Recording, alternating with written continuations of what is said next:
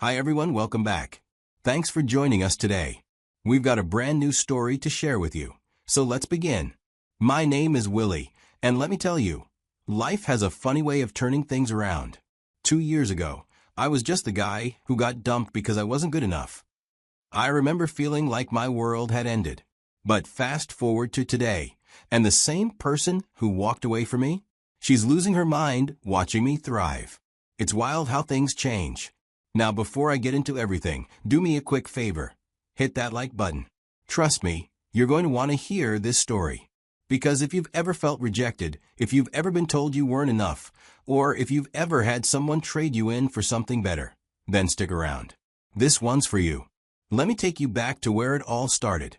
The first time I saw Marilyn remains unforgettable even up to today. Back then, to me, she was more than special. She was perfect. From the moment we started talking, everything just clicked. We could spend hours together, and it never felt forced or awkward. You know that feeling when you find someone who just gets you? That's how it felt with Marilyn. She made me laugh in a way no one else could. I'd tell her about my dreams, my struggles, and even my fears, and she listened. At that time, I believed she did care. We made plans for the future, talked about places we wanted to visit, things we wanted to accomplish together. We did everything together because it gave us an excuse to be close. I wasn't rich, but I loved her with everything I had. And for a while, I thought that was enough. Looking back, I realize how blind I was. But at that time, I was just a guy in love, holding onto the idea that what we had was real. That no matter what life threw at us, we'd face it together. I couldn't have been more wrong.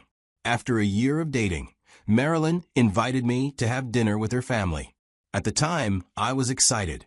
I saw it as a step forward in our relationship, a sign that we were getting more serious.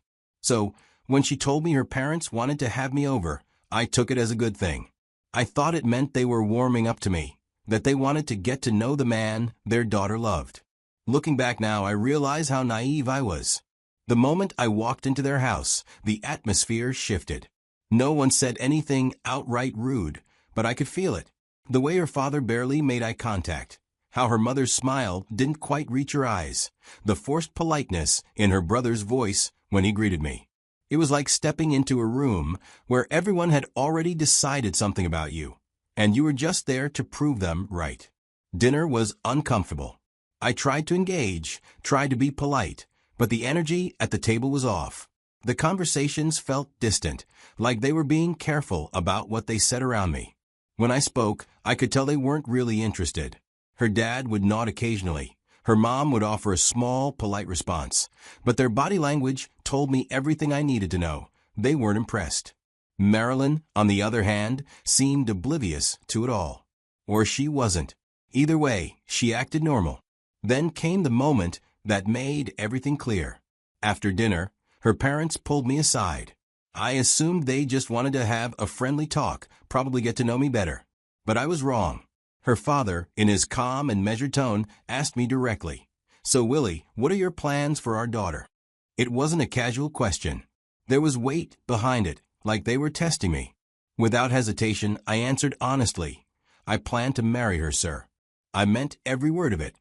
Marilyn and I had talked about our future so many times. I saw no reason to hide my intentions. I expected some sort of approval, maybe even respect for being upfront about my commitment to their daughter. Instead, they just smiled.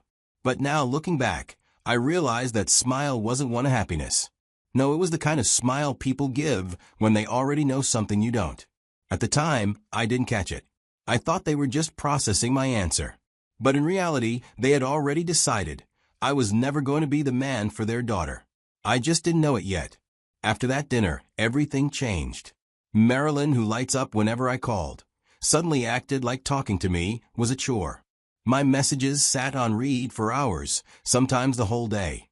When I finally got her on the phone, she sounded distracted, uninterested, like she had somewhere better to be. It wasn't the warm, playful conversations we used to have. She wasn't teasing me about my stubbornness or telling me about her day. She was just there, and it bothered me. I tried to ignore it, but then it got worse. She stopped picking up my calls altogether. I would call in the morning, no answer. Call in the afternoon, nothing. At night, I try one last time, and still silence. The first few times, I let it go. But when it became a pattern, I asked her what was going on. Her response? I've been busy. That was it. It didn't make sense because she was the same person who used to complain if I didn't text her back fast enough. Now, she was barely responding to me at all. And it wasn't just the calls or texts. She stopped making time for me. The dates we used to plan? Canceled. The little moments where she'd randomly call just to say she missed me? Gone. It felt like I was chasing after someone who didn't want to be caught. But the worst part? She never actually said anything. And then, one evening, she asked me to meet her. I remember thinking, finally, she wants to talk things out. Probably we can fix this. I was wrong. We sat down, and she looked at me. Then, she told me straight up, Willie, my family doesn't approve of us. They think I should be with someone who's more stable, someone who can give me a better life. For a second, I couldn't even process what I was hearing. I stared at her, waiting for her to take it back, waiting for her to say, but I don't care what they think. I love you. But that never came. I forced myself to ask the only question that mattered without breaking down. Do you even love me, or are you just doing what they want? She hesitated. That pause was all the answer I needed. If she had to think about it, if she couldn't immediately say, of course I love you, then she had already made her choice. I should have gotten up right then and walked away. But I didn't. Instead, I begged. I reminded her of everything we had been through, of every dream we had for the future. I told her I was working hard, that things wouldn't always be like this. I asked her to believe in me. But she didn't. In the end, she left. Just like that. And as I watched her walk away, I realized something painful. I was the only one who ever truly believed in us. The days after Marilyn left felt like an open wound that refused to heal. I tried to act like I was fine, but deep down, I was shattered. She wasn't just my girlfriend. She was the one thing in my life that made sense. Everything else, my finances, my business, my future, was unstable, but I held onto her like she was my anchor. And then, just like that, she was gone. Not because we fought, not because we fell out of love, but because I wasn't good enough in her family's eyes. That realization cut deeper than anything. The woman I had spent years loving, the woman I dreamed of building a life with, had traded me in like an old, worn-out pair of shoes. And for what? A man with a heavier wallet? It was humiliating. At first, I told myself I'd be okay. But the nights were the hardest. I'd lay in bed, staring at the ceiling, replaying every moment we had together, searching for answers that never came. What if I had more money? What if I had dressed better, spoken differently, done something, anything, to prove my worth? Would she have stayed? The thoughts never stopped. I barely ate. I barely slept. Losing Marilyn felt like the final straw, like life had officially given up on me. There were days I didn't even want to get out of bed. What was the point? The woman I loved had left me, my business was failing, and I felt completely alone. But after some weeks, something inside me snapped. I was done feeling sorry for myself. I was done being the guy people pitied. Marilyn had chosen a better life, but that didn't mean I had to stay broken. If I wanted a future, if I wanted to prove to myself, not to her, that I was worth something, I had to start over. I stopped waiting for someone to save me and started focusing on what I could control. My time, my energy, my grind.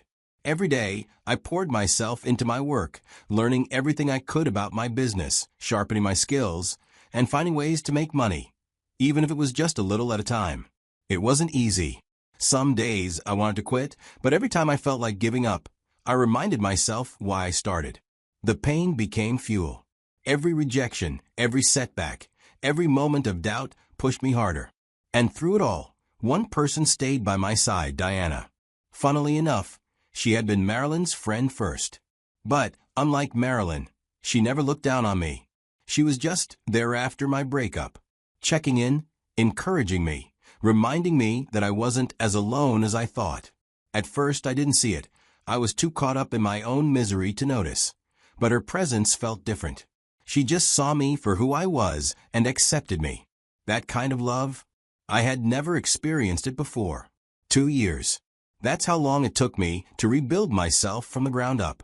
2 years of discipline, long nights, and sheer determination. I won't lie to you, those early days were brutal. There were times I wanted to quit, times I wondered if I was just fooling myself. But every time doubt crept in, I reminded myself that I had to be good enough. That memory fueled me. It kept me going when nothing else did. Now, everything's different. I'm no longer the struggling guy. I built something real. My business is thriving, my finances are stable, and for the first time in my life, I feel in control. I wake up every morning with purpose, knowing that every decision I make is pushing me forward. But beyond all of that, beyond the success, the money, and the stability, what truly matters is that I'm happy. And a huge part of that happiness? Diana. Diana was there when I had nothing. She saw my potential before I ever did. She didn't pity me, she believed in me. That belief changed everything. At first, I didn't think much of it. I was still healing, still too caught up in my past to recognize what was right in front of me. But over time, something shifted. There was no pressure, no expectation, just a connection that grew naturally. Unlike Marilyn, Diana never made me feel like I had to prove my worth. I didn't have to beg for her attention or fight for her love. She loved me for me, not for what I could provide, not for what I might become, but for who I already was. And that changed everything. When I finally let go of the past and allowed myself to love her the way she deserved, I realized something. Some love is conditional. Others are simply meant to be. Then, just when I thought my past was behind me, my phone rang. At first, I didn't recognize the number, but the moment I heard her voice, I knew. Marilyn. It had been 2 years since we last spoke, and I could hear the hesitation in her voice. She greeted me like an old friend, but there was something awkward about it, like she wasn't sure how to approach the conversation. I stayed quiet, waiting for her to get to the point. And then she asked for my forgiveness. She told me she had been meaning to reach out for a while, but felt ashamed. She said she needed to apologize, to clear the air between us. I didn't say anything, just let her talk. And as she kept going, it became clear why she was really calling. The man her family chose for her? He wasn't who she thought he was. Behind all the wealth and stability, he was controlling, manipulative, a serial cheater.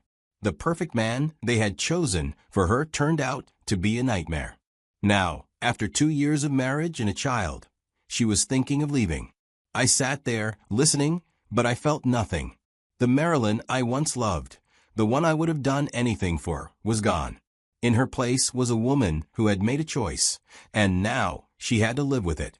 She told me she regretted how things ended, that she had been young and naive, and that she let other people make decisions for her. Then she said something that made me pause. "We were meant to be, Willie," she said, her voice almost trembling. "I see that now." I leaned back in my chair. Meant to be? I wanted to laugh at the irony. She wasn't saying this when she walked away. Back then, she was sure she had found something better. But now, after 2 years, after her perfect choice turned out to be anything but perfect, she's realizing we are meant to be. She kept talking about our memories, about how much fun we used to have, how I used to make her laugh. She said she missed the way I supported her, the way I truly cared about her. I let her finish. Then I gave her the truth. "I'm with someone now," I said, my tone calm but firm. "And she means the world to me." She was silent. I could almost hear the gears turning in her mind. That wasn't the response she wanted. I think, deep down, she thought I'd welcome her back, that I'd still be the same guy who once begged her to stay. But I wasn't. Life had moved on, and so had I. "I don't hate you, Marilyn," I continued. "I don't even blame you anymore. But I also don't need you. I have everything I ever wanted now." She let out a shaky breath, like my words had finally sunk in. She mumbled an okay, and we ended the call. I thought that was it. I thought she had gotten the closure she needed. But I underestimated her. A few days later, I found out Marilyn had done something I never expected. Diana came to me, looking a little confused, a little unsettled. She told me Marilyn had called her. She said what? I asked, already feeling the irritation rising in my chest. She told me to stay away from you, Diana said. That you and her have history, that you're meant to be together, and I'm just in the way. I was angry. Marilyn had no right. None. She had made her decision 2 years ago. She had walked away without looking back. And now, just because things didn't work out the way she hoped, she thought she could interfere in my life? No, that wasn't happening. I grabbed my phone and called her immediately. The moment she answered, I didn't even let her get a word in. Listen to me and listen carefully, I said, my voice sharper than I'd ever spoken to her before. You have no business with me anymore. You had your chance, and you made your choice. Stay out of my life. There was silence on the other end. For years, I had always been the nice guy, the one who never raised his voice at her, who always tried to fix things. But not this time. This time, she needed to understand that I wasn't that guy anymore. And I think she did. Because after that call, she never reached out again. After everything, I sat back and thought about everything that had happened. The heartbreak, the struggles, the moments I felt like I had nothing left in me. And then the painful, exhausting climb back to my feet.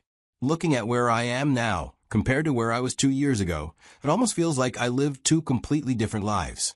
But the truth is, I wouldn't change a thing. Every part of this journey taught me something, and I want to share those lessons with you. Maybe you're going through something similar, maybe you've been in my shoes before, or maybe you just need to hear this today. Either way, here are things I learned the hard way. First, never let someone's rejection make you feel like you're not enough. When Marilyn left me, I felt worthless, like I had failed as a man. But looking back, I realized I wasn't the problem. I wasn't less than.